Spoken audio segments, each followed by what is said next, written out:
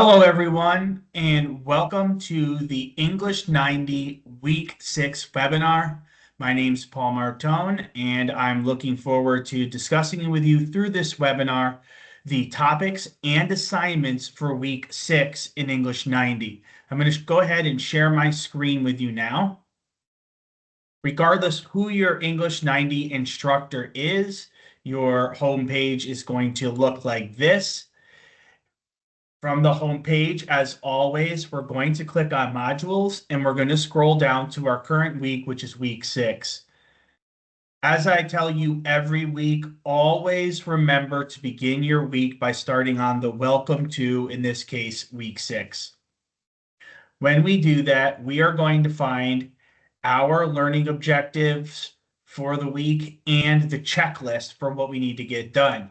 So you'll see that upon completion of this week, you will be able to apply grammar basics to improve writing and apply reading strategies to reading and quizzes. Those are the learning objectives, and the weekly checklist is here. So this week, you will need to do the following.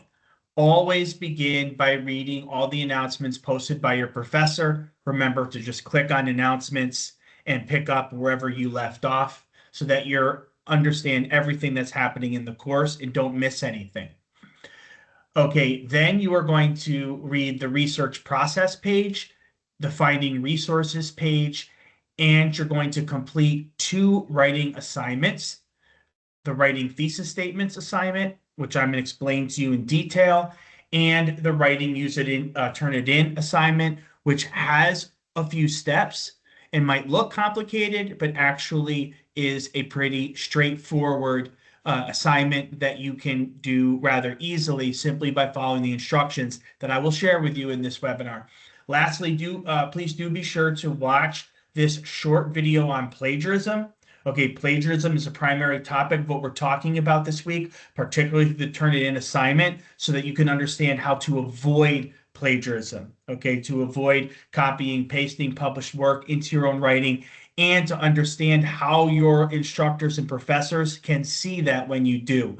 And I'll show that to you as well. Okay, let's go back to modules.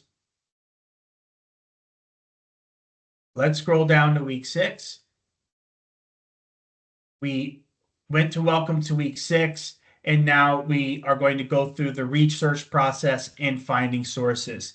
I want you to do this on your own, but I just want you to take a look at what's here. Okay, here you're going to learn about the reliability of sources and why all sources are not the same and why some sources are better than others. This is really engaging. This is helpful to you beyond this course. It's going to be really helpful to you after you matriculate and are in courses in which you're going to have to write academic essays and understand how to research effectively. So make sure you start there. When you finish reading and watching the video, then you click next, and that's going to take you to finding sources.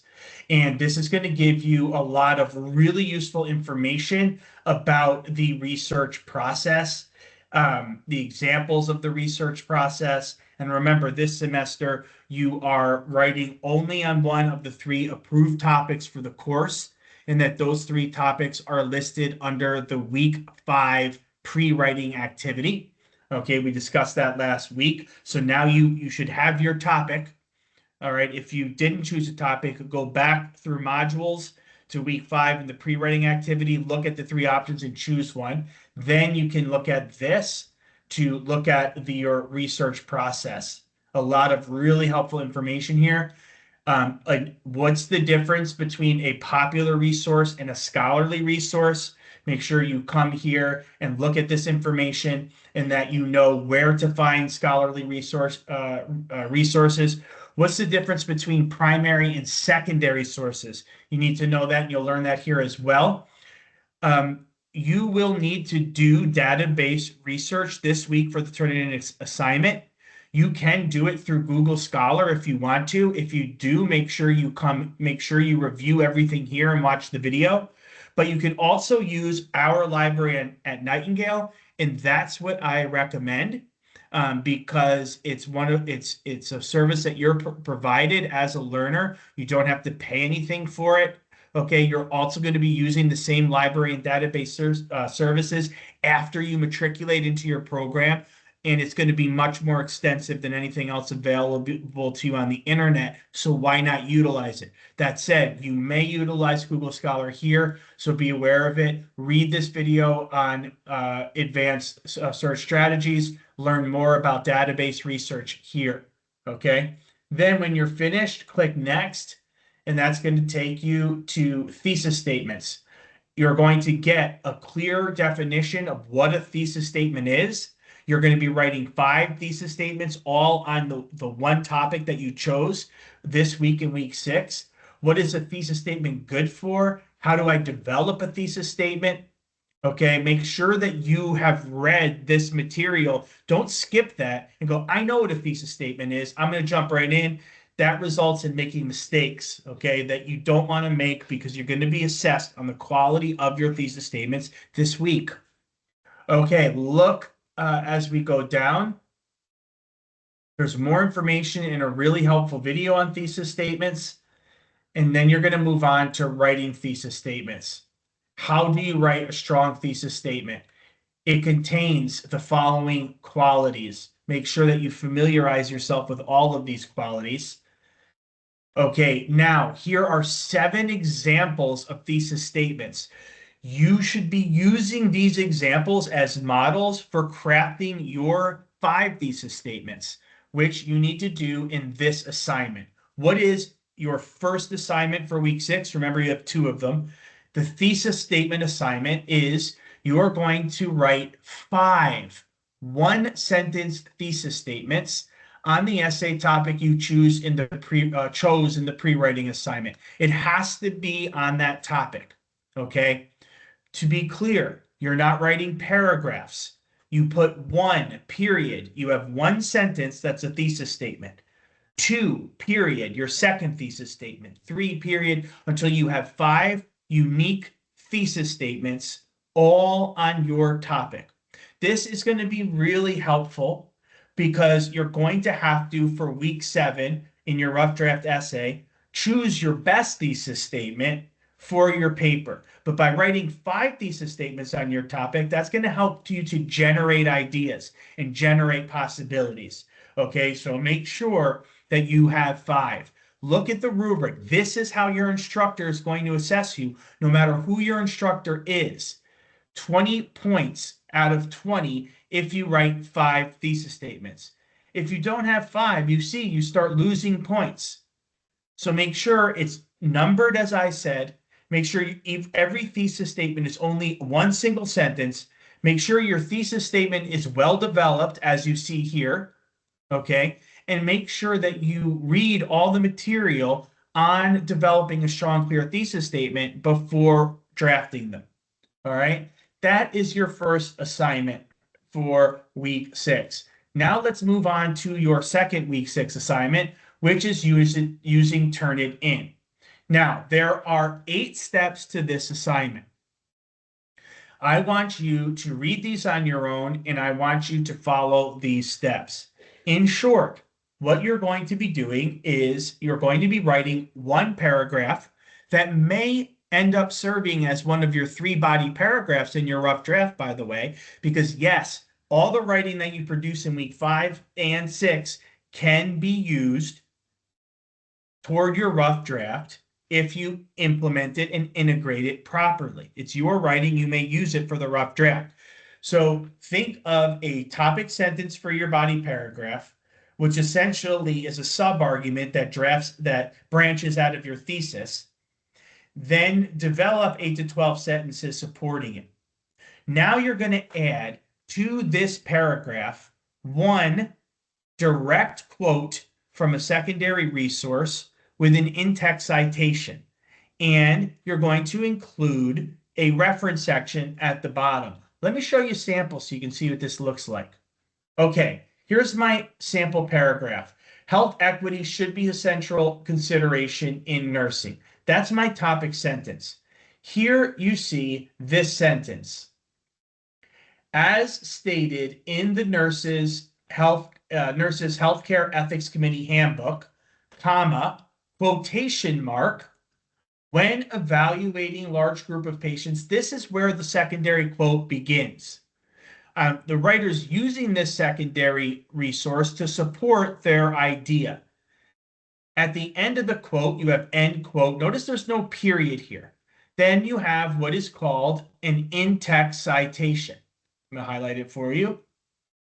In the in-text citation or parenthetical reference, another way to say it, we have the names of the author, the year of the publication, and the page number. Then we go down to the reference section. Now, if there were many sources here, they would be alphabetized. From the in-text citation, I know to go to D. I'm looking for Dewey. I come down here, I find Dewey. This is how it's formatted. Notice the word references is centered on the page and it's in bold. This is what the biggest part of your Turnitin assignment is going to look like, but you won't be done because we still have to develop a similarity report. So now let me walk you through the process of how to conduct your database research, how to get your secondary resource or in your direct quote, how to get your citation formatted correctly here, and then how to generate your similarity report. Okay, now, as I mentioned, we can conduct database research through our My Nightingale library. We're going to go to My Nightingale. In order to access the library, the first thing you want to do, and you can see here that I'm not, is you want to make sure that you are logged in. You'll know if you're logged in because here, if it says sign in, it means you need to sign in. If it says sign out, that means you are logged in. So I'm going to click sign in. It's going to take a few seconds, so be patient with it. Okay, now you can see that I'm signed in. Over here in the left side menu, you will find library. Click on library. Here is a really great video that Diamond Clark, our librarian, created to welcome you to the library, and Diamond covers everything that's available to you through the library. I highly recommend you watch this video. It's going to help you with multiple courses. That being said, for our purposes, we're going to click here to launch EBSCO. And then another page will open. Now, there are several databases that you can access by clicking databases A to Z.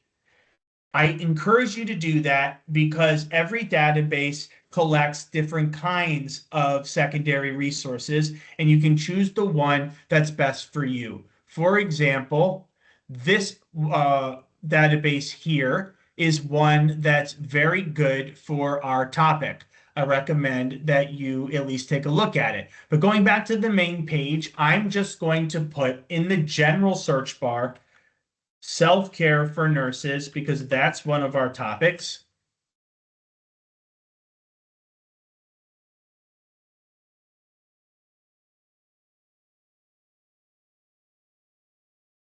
It might ask you to log in again, so I'm going to go ahead and log in again. Make sure you have your Nightingale email address and your password when you're doing this. As you can see, now my results are loading. We have many results, over 1 million. So I can click up here. I only want full texts that are available online. If it's not a full text, I'm not interested in it. I can choose that I only want scholarly research resources, which are peer reviewed by professionals in the field, which gives them a high level of credibility. It's also more difficult reading often. Be aware of that as well. Okay, but for the purpose of this video, I just want to choose to test as an ebook. I don't need an ebook. I'm going to scroll down. Here is a peer-reviewed academic journal called Nurses Self-Care Levels and its Related Factors, a cross-sectional study. Now you can scroll down to the abstract. Remember in week 5, you wrote a summary. An abstract is similar. It's like a summary of what's going to be included in this journal. And you can see, is this something that relates to my topic? If not, keep looking at resources. If so, it might work for you. Okay. So now I can download the article here so that I have it, or I can look at it as an online text. When I click online text, it's going to load. And now I have access to the full article I'm reading. And when I find a quote that supports one of my arguments, I can copy and paste it and put it into my paragraph. But I'm also going to want the citation for this scholarly resource. Look at this little quote symbol up here. Click on it. Now it says copy citation. You have to select your style. Our style is APA 7th edition. Click on that. The word references is not centered and it's not in bold, so you'll have to fix that. But you can copy and paste your citation right here so that you don't have to put the format together yourself. It's already done for you. Okay. And you can put that back on your document, again, this document here, and you can paste the information right down here, okay, as you need it. So that is going to really help you. Again, our database system is extensive, and I highly recommend you use it. Now, you have your body paragraph, you have your direct quote, you have your in-text citation, and you have your reference cited. What do you do next? Well, let's go back to modules, and we're back in our Turnitin assignment. And now we have everything that we need to submit. So we're going to click Start Assignment. Down here, it says that we can upload files. I'm going to choose a file. I'm going to go to my desktop, and I'm going to find this sample Turnitin paragraph, and I'm going to click Open. It says it's in use. I have to remember to close it. I'm back. And now it's going to upload. Make sure you click this little box agreeing to the end user license agreement. Otherwise, it won't let you submit your assignment. Then you're going to click Submit Assignment. It might take a moment. Oh, I've got the raining confetti. That means my assignment's been submitted. We're not done, though. We haven't done everything that's required. Now we're going to click on Submission Details. We have to take a look at our similarity report, and we have to take a screenshot or a photo of it. Okay, here, if you see this little clock, it means that your report has not generated yet, and you have to wait. When this is done, or you'll be able to click on it. I just clicked on it. Let's see what happens. Couldn't find a report. So we have to wait. And again, be prepared for it to take some time. It could be 10 minutes. It could be an hour before it will generate that report. Okay, I'm going to go back to modules, and I'm going to take a look and see if I can go back in and if it's there. And if not, I'm going to show you a screenshot of what it will look like. But let's try one more time. We go back to week 6. We click on the Turnitin report. We see that our submission is submitted. We click on Submission Details, and it still shows us the clock. Okay. When it shows you, it'll be a little tag. It'll be red, blue, or yellow, and you click on it. This similarity report will be generated, and it will look like this. Okay. It will show your paragraph on the left side, and it will show you your similarity score. This is what your professor can see when you submit an essay. Here it says you have an 8% similarity with something submitted to Aspen University and a 4% submitted to Australian College of Nursing. Now, 13% is a good similarity report, but if yours is red, it means that you've either plagiarized by copy and pasting a paragraph that you didn't write, okay, into your submission, or you forgot to put your secondary resource in quotes, and you can click on these to see what the problem is so that you can solve the problem before it goes to your professor. But for the purposes of this assignment, you need to take a screenshot or a photo of the Turnitin report, and you need to upload it to your assignment. Okay.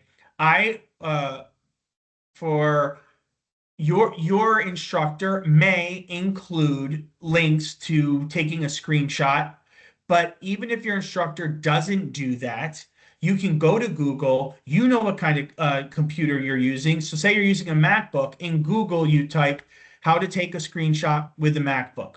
So find the instructions through Google.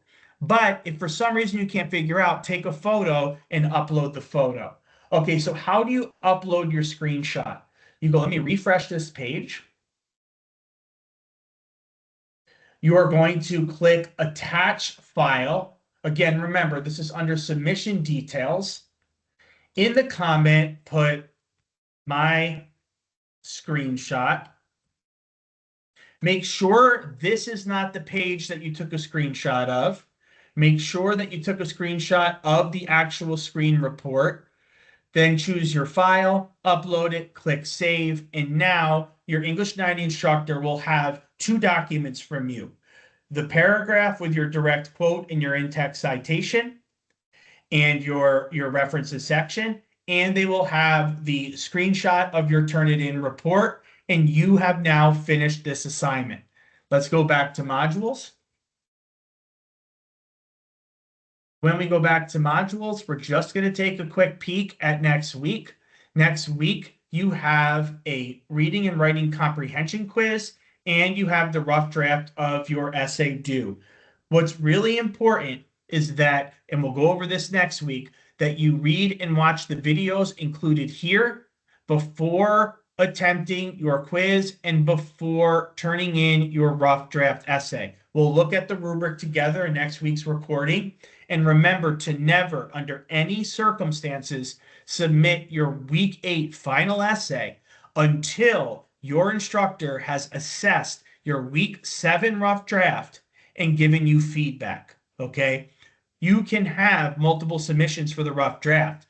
For the final essay, you only have one submission. So if you go ahead without your instructor's feedback and you didn't follow instructions and you fail, you fail. So please do not do that. Do not go past week 7 until you have feedback from your instructor and they tell you what they want you to do to revise your essay.